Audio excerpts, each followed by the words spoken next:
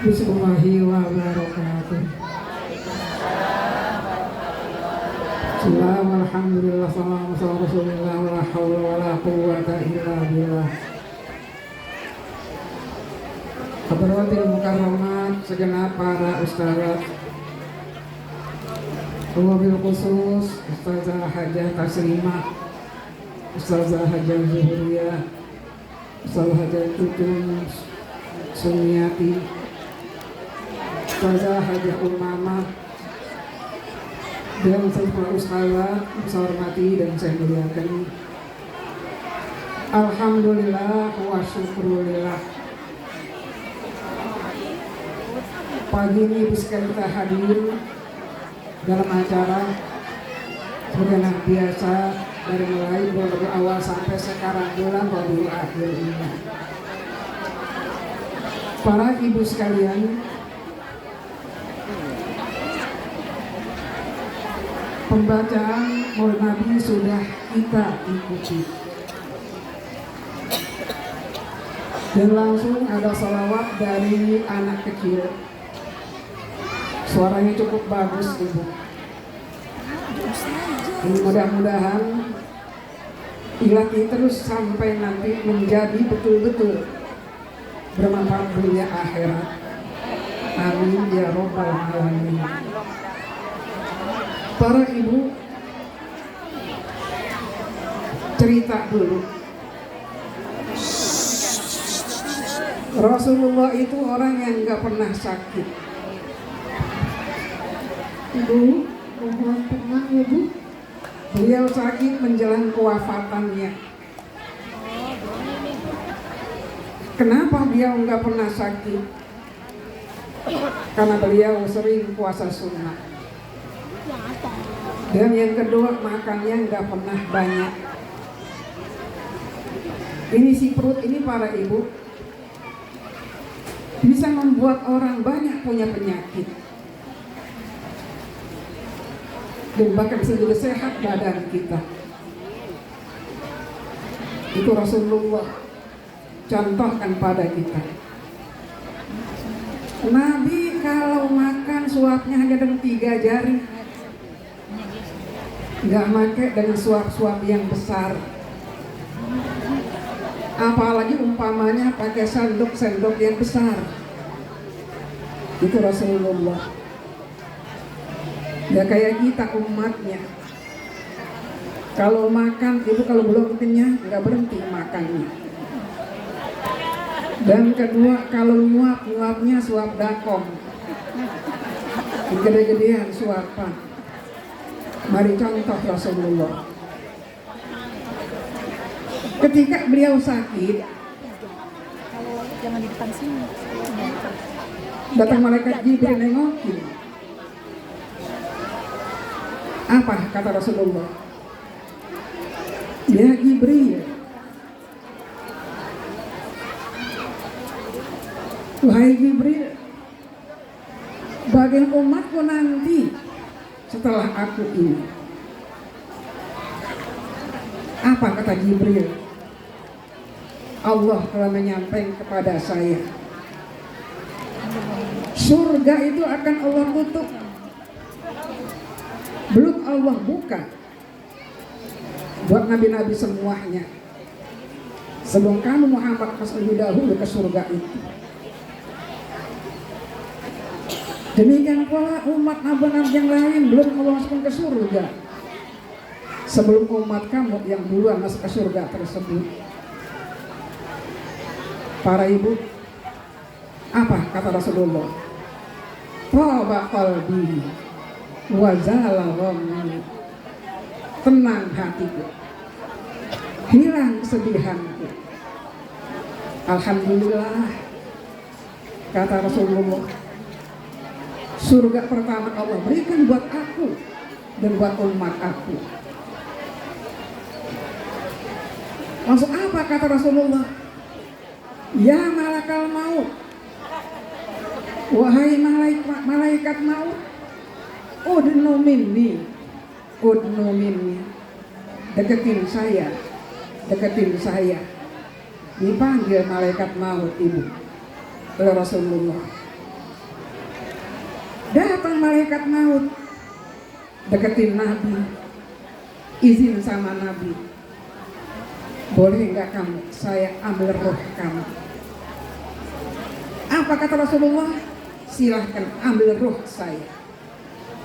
Dikit-dikit diambil roh Nabi dari mulai kaki terus sampai ke atas, sampai ke dada.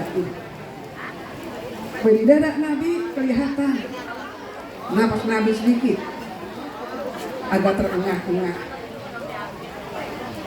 Anas bin Malik deketin dada Nabi yang terengah-engah tadi itu. Ini dengerin ibu-ibu nih lagi cerita. Para ibu sekalian, begitu ceritanya Anas bin Malik, dengarkan suara Rasulullah dari dadanya ini. Kedengaran kalimatnya yang berbunyi, as-shalah wa ma malakat aymanukum. As-shalah wa ma malakat aymanukum. Itu ya kedengaran oleh Anas bin Malik. Anas akhirnya menjauh sedikit dari Rasulullah. Terus rohnya masuk kemana? Masuk ke leher. Sampai ibu kemana ke lisan. Lisan Nabi kelihatan mulai ada ucapannya. Ucapan itu sangat enteng sekali ini.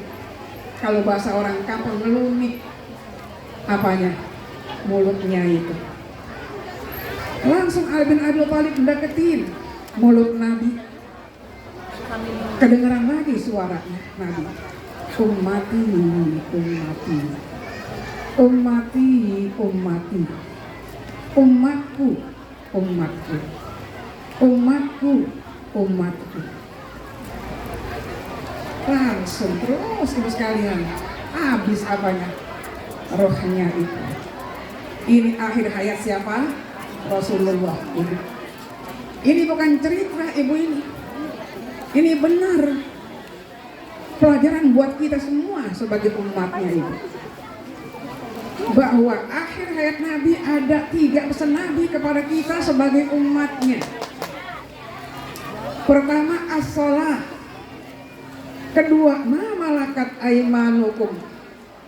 Dan ketiga, ummati, ummati. Pesan Nabi 3 ini terakhir Nabi ucapkan. Yang pertama ibu sekalian, Anas bin Malik yang mendengarkan sudah sampai di mana? Di dada Nabi. Kalimat as-shalah wa ma malakat aymanukum. Itu sampai di mulutnya. Kedengaran oleh Ali bin Abi Thalib ucapan ummati, ummati. Para ibu sekalian, pertama as-shalah. Salat. Salat itu ibadah yang paling pokok kita laksanakan. Allah terima ibadah kita yang lain. Dari mulai haji kita yang paling berat, puasa kita, semua perbuatan kita yang baik-baik ibadah pada Allah, Allah terima kalau salatnya bagus. Ini salat ini.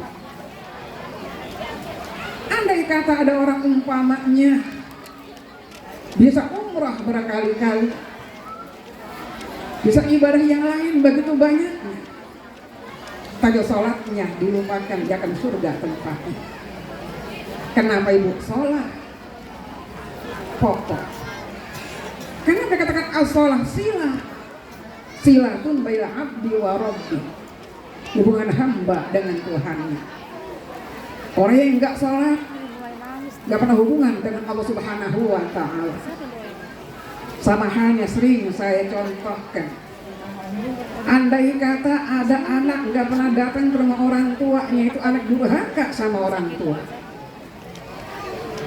Kita anak di orang tua kita masing-masing, silah kita sama orang tua, jangan kita putuskan. Contoh lain ibu, kita punya orang tua bil ilm. Siapa? Para guru-guru kita memberikan ilmu kepada kita. Silah kita diputuskan pada mereka-mereka itu hubungan dengan para guru-guru silah namanya. Itu baru guru kita, berikan ilmu kepada kita. Orang tua-tua silah adanya kita. Apabila Allah yang menciptakan kita, apalagi umur kita di tangan Allah, rezeki Allah berikan pada kita, bahagia kita kan Allah Subhanahu wa Ta'ala. Maka mari, ini yang pertama, sholat yang kita tinggal. Mudah-mudahan bicara mengenai sholat banyak hadisnya. As-sholat mi'rajul mu'minin, sering kita dengar ketika Isra Mi'raj. As-sholat miftahul hayah, sering kita dengar ibu. Kunci kehidupan sholat itu. Mau apa kita? Bahagia dunia, bahagia akhirat adanya di sholat kuncinya kita. Belum lagi yang lain masih banyak mengenai sholat ini. Maka mari, pertama sholat ini wasiat Nabi kita laksanakan, jangan kita tinggalkan. Orang tua punya wasiat, anak wajibnya melaksanakan wasiat orang tuanya. Kalau wasiatnya yang baik-baik.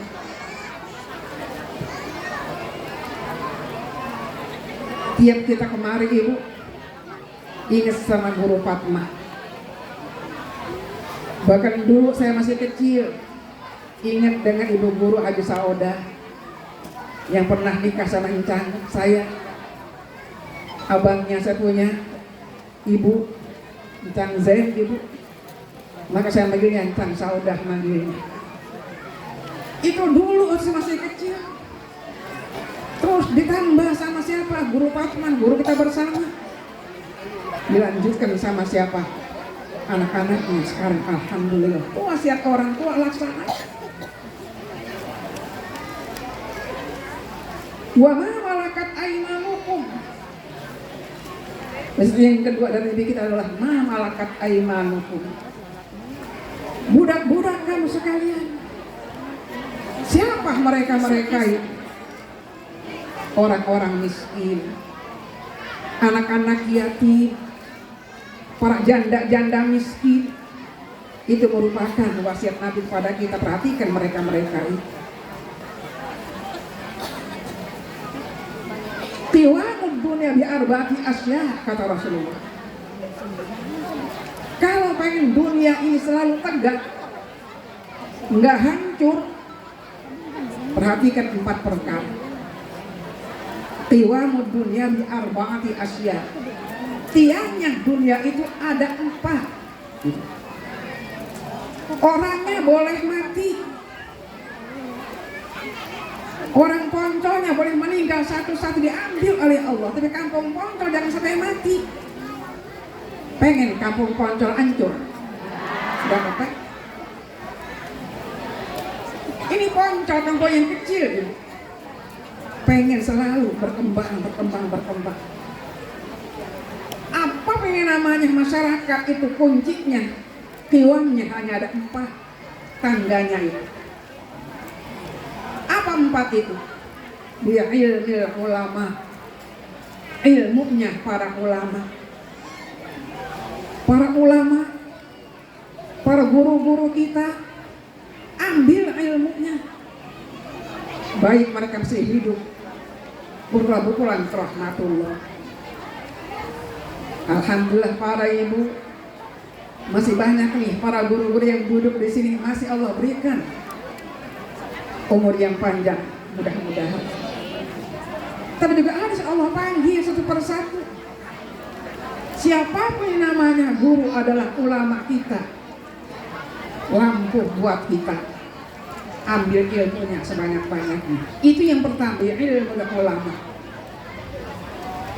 Kenapa ibu? Al-ulama masabihul ardi. Ulama adalah lampunya bumi. Sirajul ummah, lampunya umat ulama itu. Akan mati umat, akan hancur dunia, akan hancur bumi kampung kita kalau tidak ada ilmu ulama. Ibu, Lihat Palestina sedih, sedih ibu. Dihancurkan sama siapa? Israel. Itu saya baca sejarahnya. Kenapa Israel kok bisa punya tanah di Palestina ibu? Israel nggak punya tanah. Orang Palestina jual kapling sama orang Israel. Jual kapling tanah dikit ibu. Israel punya duit pinjam sama orang Amerika. Beli tanah orang Palestina. Dapat separuh tanah Palestina dibangun akhirnya negara Israel oleh mereka. Itu contoh buat kita. Sekarang banyak kampung-kampung rumah, banyak banget. Ibu datang sekarang, ibu umpamanya kemana saja penuh dengan rumah. Rumah siapa itu? Rumah pendatang. Rumah mata sipit itu. Kok mata sipit bisa punya rumah di situ? Ibu lihat sekarang ke Rumah Jaya. Dari mulai ibu umpamanya Bogor terus Perumahan, Bojong penuh dengan perumahan. Ibu langsung sekarang umpamanya mau kemana lagi? Ke Pondok Soga. Itu banyak perumahan wates, banyak perumahan orang mata sipit. Tanah-tanah kapling-kapling dibeli oleh mereka itu. Mereka yang berkuasa, mereka yang memiliki. Akhirnya ibu sekalian, cahaya Islam akan redup lama-lama di sini. Kenapa? Ilmu ulama sudah dijalurkan oleh kita ini. Itu yang pertama. Dia ilmu ulama. Yang kedua, wa adlil umaroi. Adilnya para umaro, pejabat-pejabat, pemimpin-pemimpin negara, bersikap adil mereka itu. Contohnya siapa ibu? Rasulullah. Apa kata Rasulullah? Andai kata Fatimah mencuri, akan saya potong apanya? Tangannya. Kalau adil pemerintah kita, umarok kita, akan bangkit dunia ini. Negara kita akan menjadi negara yang warabun kafur. Itu syarat yang kedua. Tapi sayangnya kita jumpai pemerintah kita antara yang adil sama yang zalim. Banyakan yang mana? Banyakan yang zalim. Nauzubillah. Sebentar lagi mau pemilu ibu. Cari mereka pemilih kasih duit dah. Janji macam-macam. Besok udah jadi pejabat lupa sama siapa? Sama yang dulu, sama rakyat. Itu yang kedua. Yang ketiga apa? Wasakhawatil aghniya. Murahnya orang-orang yang kaya. Orang kaya ibu sekalian punya sifat murah. Perhatikan orang-orang miskin. Perhatikan anak-anak yatim. Dan yang keempat, wada'watil fuqara. Doanya orang-orang miskin. Orang miskin banyak berdoa pada Allah. Angkat tangan pada Allah. Allah kabulkan doa mereka itu. Ini 4. Yang kata Nabi, tiwamud dunya bi arba'ati syuhada. Tonggaknya dunia, tiangnya dunia itu 4. Baik dunia kelas kakap global, dunia kelas kecil kampung kita masing-masing. 1, saya ulang, mari ilmu ulama kita ambil. Kedua, cari pemimpin yang adil. Yang ketiga, orang kaya pada murah. Yang keempat, orang miskin banyak doa kepada Allah Subhanahu wa ta'ala. Maka dikatakan para ibu sekalian, tanpa ilmu ulama akan mati, akan redup kampung kita. Tanpa pemerintah yang adil akan makan satu sama lainnya. Kayak apa? Kayak al-zibu makan al-ghanam. Serigala makan kambing. Kita kambing ibu. Serigala siapa? Serigala pemerintah, pejabat. Karena nggak adil mereka itu persis kayak apa? Kayak alwi itu, yakulul ghanam. Serigala makan kambing, kambingnya habis dimakan sama serigala, serigala semuanya mati semuanya rakyatnya. Nauzubillah. Yang ketiga, orang kaya komparatul Islam, jembatannya umat Islam orang kaya itu. Alhamdulillah ada orang kaya yang pemurah, maka akhirnya orang miskin tadi datang ke orang yang kaya, ngambil apanya? Ngambil haknya. Yang keempat, untung doa banyak orang miskin. Kata Nabi kita, innama yansurullah hazil ummah bidu'afaiha bisalawatihim wa da'awatihim wa ikhlasihim.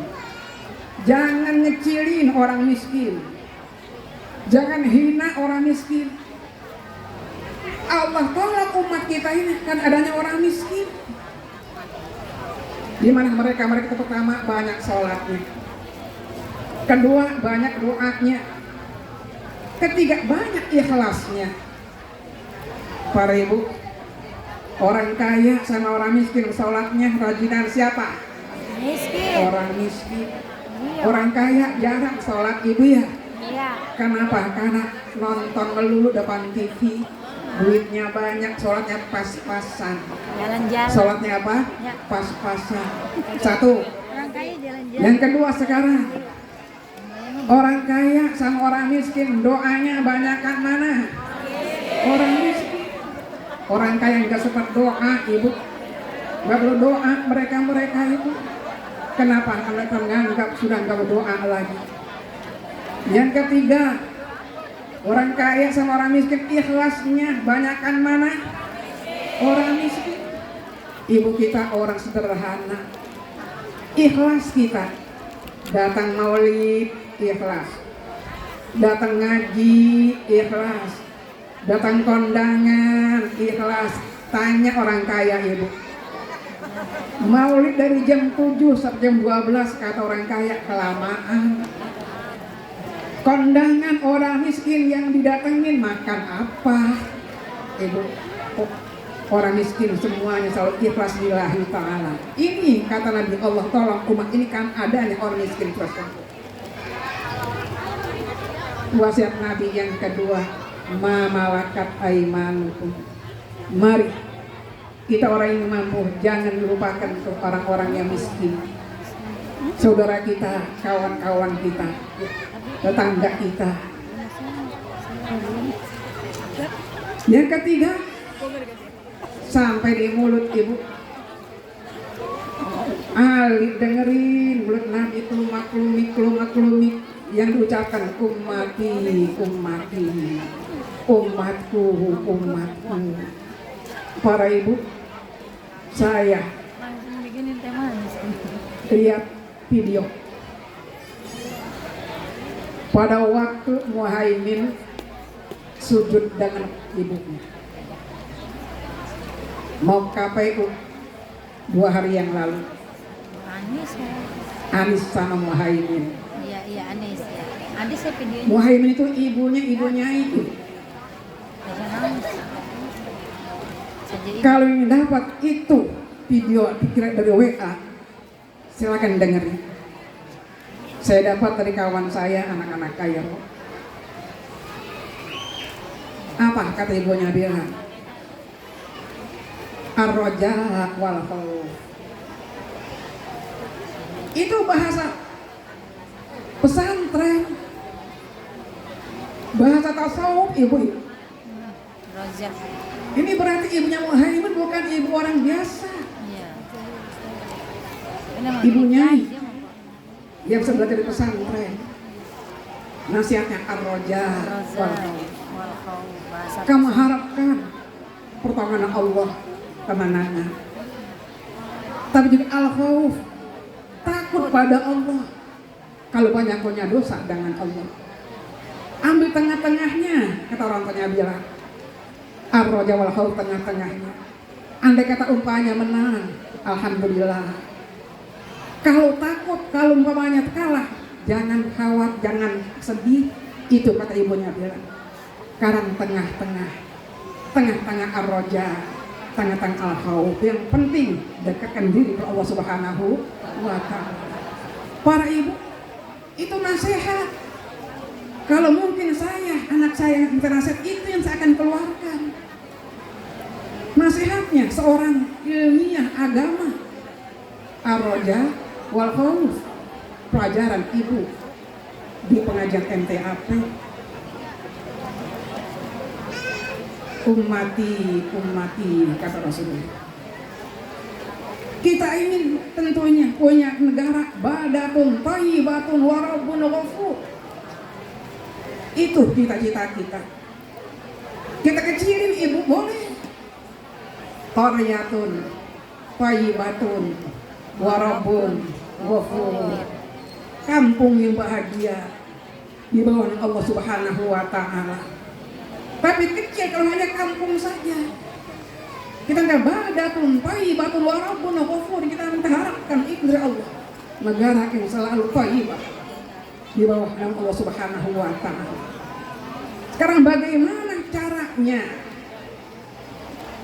supaya kita memperoleh negara baldatun thayyibatun wa rabbun ghafur?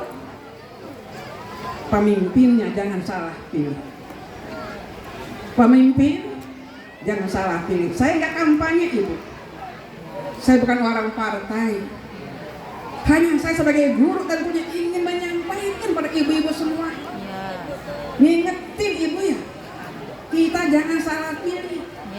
Pengen punya negara baldatun thayyibatun wa rabbun ghafur, adanya di pemimpin. Bagaimana kita pilih itu? Pertama, pemimpin yang amanah, pemimpin yang jujur. Apa tuh lagi?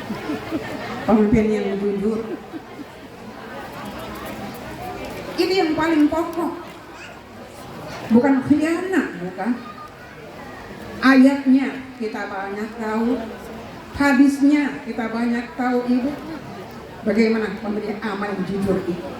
Itu yang pertama. Yang kedua, pemimpin yang adil. Bukan hanya mikirin diri sendiri. Saya katakan tadi di awal, contohnya siapa? Rasulullah. Anda kata Fatimah mencurahkan, saya potong tangannya. Umar bin Khattab, para ibu. Umar bin Khattab. Anaknya ketok pintu. Umar lagi baca agenda program pemerintah buat besok. Ditanya, siapa di luar? Saya, Pak. Kata anaknya bilang, ibu, saya, Pak. Mau apa?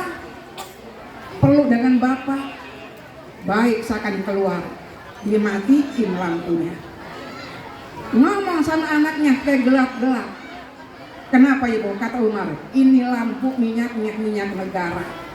Lihat negara kita, ada nggak yang begitu? Kagak ada itu. Mobilnya, mobil dinas yang pakai anaknya. Ya Pak ya? Uangnya uang dinas yang makan anaknya ibu.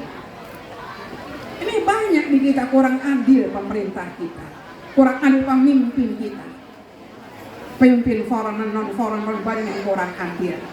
Itu pemimpin formal ibu. Kita pemimpin non formal. Pengen punya rumah tangga bahagia? Pengen. Mari kita pemimpin non formal. Satu, jadi ibu yang amanah, ibu yang jujur. Uang belanja jangan dipakai buat yang lain-lainnya. Kedua, ibu yang adil. Jangan pilih kasih sama anak. Anak semuanya sama. Jangan bilang kalau yang cakep pasti banyakan duitnya. Yang pinter uangnya banyakan. Sama anak ibu ya, adil orang tua pada anak-anaknya. Itu non formal. Formal apalagi. Yang ketiga, pemimpinnya bagaimana kita pilih nanti? Pemimpin yang mau bermusyawarah. Mau apa? Musyawarah. Bukan hanya ingin pendapat dia sendiri. Pendapat rakyatnya gak didengerin. Ibu non formal di rumah tangga, pemimpin juga dengerin kata anak. Ini banyak ibu orang tua nggak mendengerin kata anaknya. Yang pokoknya orang tua yang menang. Para ibu, masya Allah, tabarakallah. Banyak kita jumpai pemimpin yang kurang musyawarah kepada siapa? Rakyatnya. Kita ibu kurang musyawarah pada anak-anak kita. Yang keempat, apa syaratnya ibu sekalian? Pemimpin yang rajin sholatnya, pemimpin yang tangannya murah, pemimpin selalu amar ma'ruf nahi munkar. Nanti lihat nih, ada surah Al-Hajj ayat 22. Alladzina immakkanu fil ardh aqamus shalah wa atuz zakah. Orang yang kami tempatkan mereka pemimpin di bumi ini yang selalu aqamus shalah, rajin sholatnya. Ibu sekalian, besok pemimpin kita ada berapa calonnya? Lihat ibu ya, pimpinan kita yang kita cari orang yang rajin apa? Rajin sholat. Itu kan kata saya. Innakan fi ardi aqamus shalah. Kami tempatkan mereka itu menjadi pemimpin negara ini. Orang yang aqamus shalah, rajin sholatnya. Insya Allah. Ibu pemimpin non formal, rajin sholat. Kalau ibu rajin sholat, akan bahagia rumah tangganya. Kalau bapak ibunya kalau sholat, na'udzubillah, akan hancur rumah tangganya. Wa atuz zakah. Dan kedua, kita banyak zakat, tangannya murah. Cari pemimpin yang tangannya murah, ibu. Cari pemimpin yang tangannya murah. Ingat sama rakyatnya yang pada miskin-miskin. Punya lurah? Punya camat? Pernah nggak camat datang ke rumah ibu ngasih beras? Itu salah satu contohnya ibu ya. Beras mahal, lurah nggak nengokin, camat nggak nengokin, bupati nggak nengokin. Cari pemimpin yang tangannya apa? Tangannya murah. Dan pemimpin selalu amar ma'ruf nahi munkar, mengajak kebaikan, mencegah kemungkaran. Yang kelima, ingat ibu, pelajaran saya 2 minggu yang lalu di pusat. Cari pemimpin yang banyak nangis. Banyak apa ibu? Banyak nangis. Nangisin rakyatnya, nangisin dirinya. Besok kalau saya mati, tanggung jawab saya pada Allah bagaimana. Itu cari pemimpin yang banyak nangis. Sudah saya jelaskan pelajaran kita yang lain. Maka insya Allah ummati ini artinya kita diperintahkan Nabi kita sayangi umat, sayangi rakyat, sayangi anak buah, sayangi anak kandung. Kita pengen mempunyai negara baldatun thayyibatun wa rabbun ghafur. 5 syarat pemimpin kita, ibu. Ingat-ingat nih ya. Saya nggak mengatakan pilih si fulan, tidak. Ya. Hanya mengingat ibu, 4 bulan lagi, 125 hari lagi mau pesta demokrasi. Pesta demokrasi. Pemimpin kita cari yang punya sifat ini. 1, yang jujur. 2, yang adil. 3, selalu musyawarah kepada bawahannya. Yang 4, pemimpin yang rajin sholat, tangannya murah, amar ma'ruf nahi munkar. Lihat pemimpin yang rajin apa? Sholat. Muhaimin ibu, ibunya ibu Nyai. Enggak semuanya orang mampu langsung kayak beliau. Insya Allah, tabarakallah. Itu yang saya merasa terharu melihatnya. Dan yang kelima, cari pemimpin yang banyak menangis, nangisin rakyatnya, nangisin dirinya. Nanti tanggung jawab Allah hari kiamat bagaimana cara pemimpin tersebut. Ada yang punya sifat 5 Ibu? Jarang yang ada. Cari minimal yang mempunyai paling tidak Ibu ada berapa sifat? 5 ini. Jangan sifatnya kosong sama sekali yang kita cari. Insya Allah. Maka mudah-mudahan hari ini kita maulid Nabi, kita akan bisa kembali pesan Nabi kita kepada kita semuanya. 1, sholat yang rajin. Sudah? Yang kedua, sayangi al-fuqara wal masakin. Yang ketiga, perhatikan nasib bangsa, umat dan rakyat. Sebagai pemimpin formal, bagi kita, perhatikan nasib anak-anak kita masing-masing rumah kita. Rumah tangga yang sa'adah, bahagia. Rumah tangga yang qoriyah, thayyibah, warabbun ghafur. Ini kita harapkan semua. Para ibu, cukup panjang saya akan sampaikan. Semoga ada hikmahnya. Bismillahirrahmanirrahim wa barakatuh.